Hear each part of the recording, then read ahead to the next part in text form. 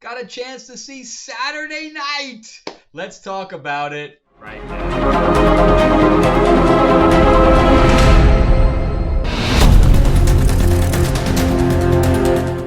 Welcome back to the channel, everyone. Thank you so much for spending time with me as we rant about movies, comic books, and television shows, as well as the occasional board game. I am your host, Frank Zanca. I'm an award-winning screenwriter, novelist, and comic book writer, as well as a filmmaker. And yeah, talking about comics, we just got in last week. Of course, my printer is in Orlando. If anybody's having, mostly Orlando didn't get hit because I have houses there, and really nothing. When I had a couple of mishaps there, but nothing major. But anybody who's near Tampa and everything else, my heart goes out to you. Hope everybody's okay over there. But anyway, my printer is in Orlando, so I haven't been able to get a hold of them, so I haven't been able to put my order in this week. Mostly everybody took pretty much the week off. But Lords of LA did. I am going to put my order in. It's my vampire mob set in 1950s Hollywood. So if you'd like a copy of it, let me know. It's got some really good art, and it's got some blood, sex, violence, gore, the whole bit, anything you kind of want in a vampire book. And of course, Marilyn Monroe's in it because it's 1950. So if you want a copy, let me know. I also have number one still available as well, but some of the covers have been retired. All right, so plus, we did launch Mythlord's Classic Monsters card game. So if you'd like a copy of this, we are launched on Kickstarter. We're about halfway right now. You can either go to the description and link below, or you can go to mythlords.net and jump on there. It's a really fun game, especially in time for Halloween, where you can play as your favorite classic monsters. And it's got artwork by Mark Spears, who does a lot of cover art for Marvel and DC and things to that effect. So let's jump into Saturday Night. I was really looking forward to this. I kind of grew up on Saturday Night Live. From we used to, when we went over cousins' houses and stuff like that, we were allowed to stay up late. And, so when I was 10 or whatever, 12, we were watching Saturday Night Live with some of the original cast. And it was neat to go back and see how this thing was made. So it's going to be, anybody who's young watching this is not going to quite get it because production has changed so much, over the decades. I mean, this thing is like 50 years old. It's going on 50 years since the October 11th, 1975 debut of the show. And it starred Gilda Radner, Chevy Chase, John Belushi, Jane Curtin, Dan Aykroyd, with Bill Murray joining the cast slightly thereafter. Of course, Eddie Murphy came in after that. So there was, a lot of people got their starts on Saturday Night Live. So Saturday Night Live was a way for young comedians to, get their start in film and television as comedy, actors. And of course, there aren't a whole lot of comedies that even exist anymore, but they're still pulling from that. So because even I forgot the woman's name that was in Barbie. She was in Ghostbusters, and so McKeon, Catherine McKeon. So a lot of people are still getting pulled from Saturday Night Live. Maya Rudolph was another one. Kristen Wiig was another one on the recent side. But back then, they were completely unknown, and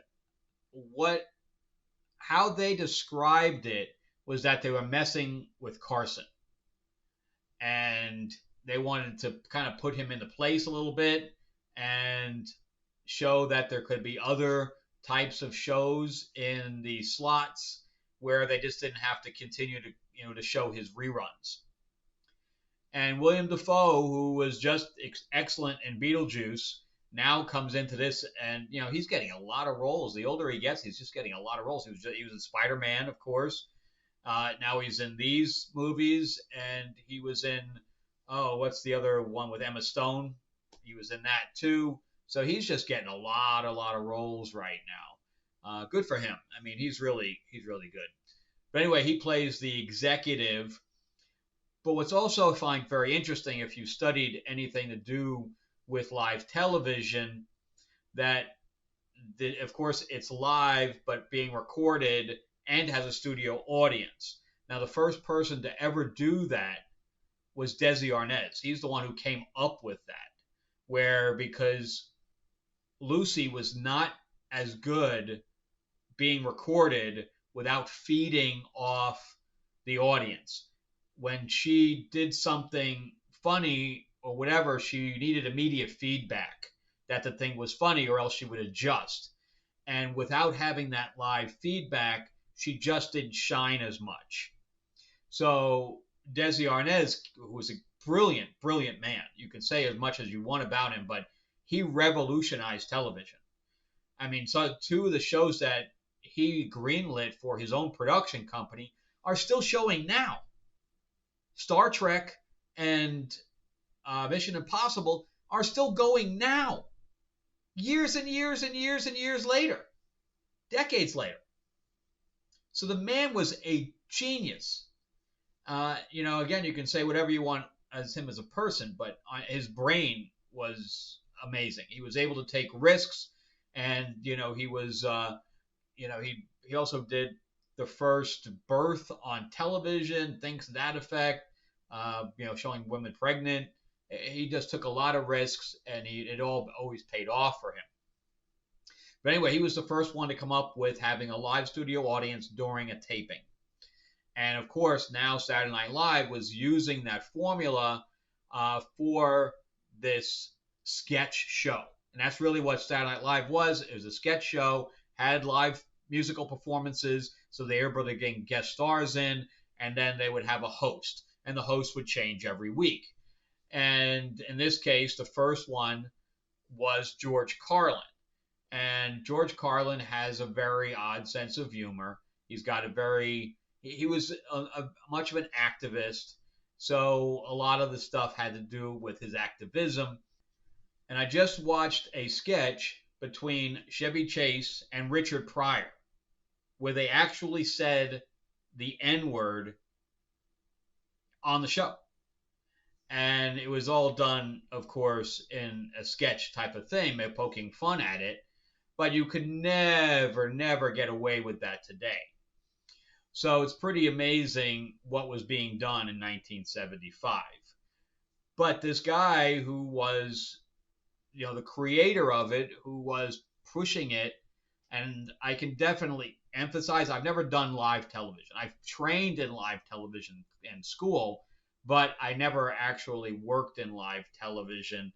I even when I worked for the ABC affiliate, I was the one doing the promos. I was cutting the promos for Geraldo, Sally Jesse back in the day, but I never actually worked in a control room because it's crazy. Working in a control room. Thankfully, he wasn't directing; he was producing.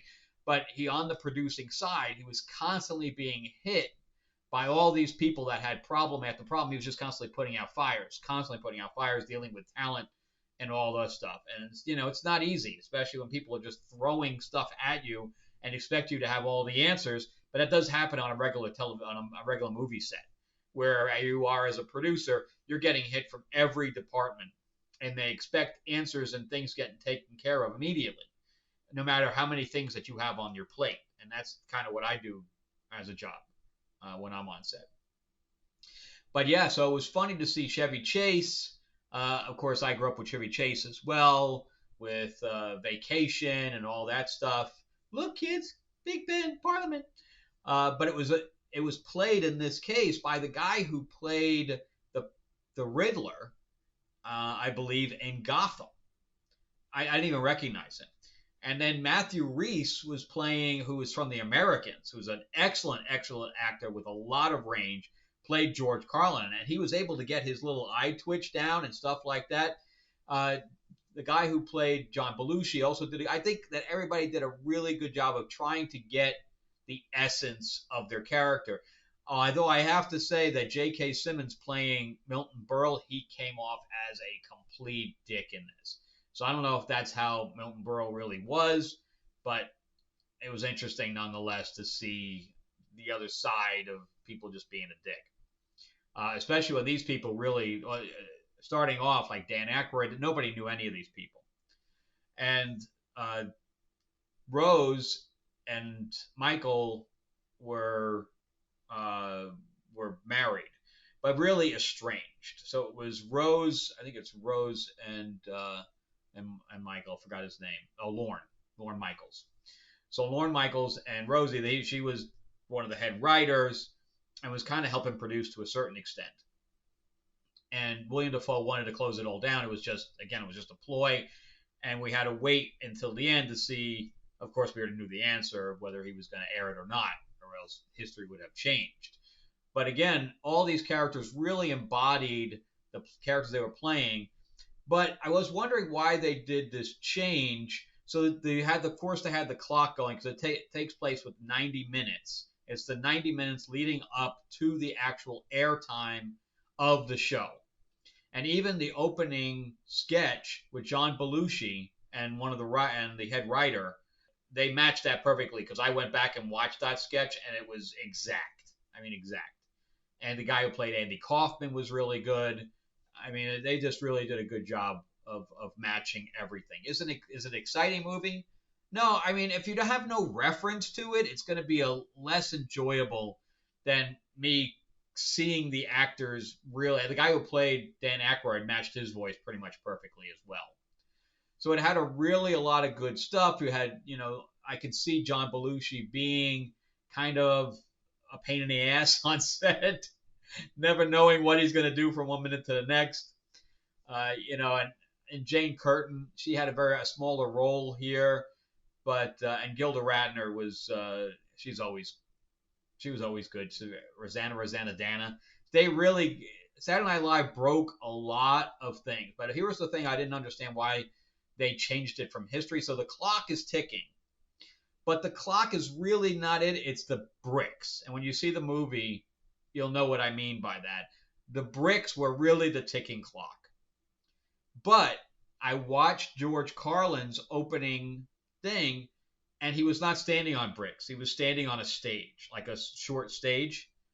And I wonder why they made a big deal about these bricks. If I'm wrong, let me know if there was actually bricks on stage, because I watched a few of the scenes from the pilot, and I didn't see them. So, but do I recommend this movie? Also Finn Wolfhard was in it, of course. They probably brought him in because of Ghostbusters, because Jason Reitman, who directed this and co-wrote it, he's also the one from Ghostbusters who directed Ghostbusters, the latest ones, of course. But so he's, of course, Finn is from Stranger Things and Ghostbusters. But I was wondering, if I'm wrong, let me know. But he had a very small part, by the way, because again, I didn't see any of that. But if you don't have the frame of reference, I don't think you're going to enjoy it as much. Although the original cast was far funnier than what they have now. You try to watch some of Saturday Night Live now, and it just doesn't have the flair and the passion that the original stuff had. But I'm glad it's still going after 50 years. So this guy started a phenomenon that has lasted 50 years and still going. It'll probably be 100 years old and still going because of the new talent that it brings in. And that's what I find very interesting about it. But yes, I personally recommend the film. It's not a great film. It's almost feels like an independent film on purpose. Like the whole opening sequence is all one take to show the confusion. A lot of it is all handheld, so it feels like a documentary. So that's how it had to. It has to have that frantic, time is running out thing throughout the entire movie, or else it fails. But yeah. So if you're into the history of entertainment, I suggest watching it. If you love like the original cast, I suggest watching it. If you just don't care about any of it, you can pass. However, I did walk into Terrifier 3 and it was sold out. So good for that guy, man. If you hear that guy's story, I'm going to probably try to go see that. I love independent filmmakers that have a crew that they can bring together to work with nothing and create something. I don't have that anymore because everybody that I know that works on stuff gets paid. Like I had a interview today from a thing I put out, a post I put out, and the guy wants me to be deferred payment. I don't work for free anymore. I'm way beyond that. I'm not 20 years old anymore where I'm working for free. It's crazy.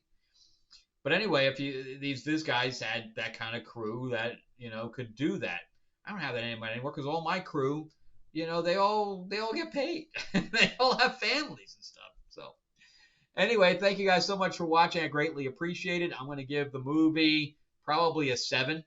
It's above average, not great, enjoyable while you're sitting there. It makes you want to go back and watch the original guys, but that's the extent of it. All right, talented guys, talented actors in that thing. All right, well, check out some other videos on your way out here. Thank you for watching all the way through. If you have gone all this way, give me a like, give me a thumbs up if you can. If you can subscribe, please do. It's free. Ring that bell, ding, ding. I am trying to grow the channel out. And remember, too, that Myth Lords is now on Kickstarter. So please come and pledge for me. That would be amazing. Go to mythlords.net. Or you can go to the description below and click the link. But play as your classic monster favorite, just in time for Halloween, where you could do the monster mash with Dracula, Frankenstein, and the Wolfman.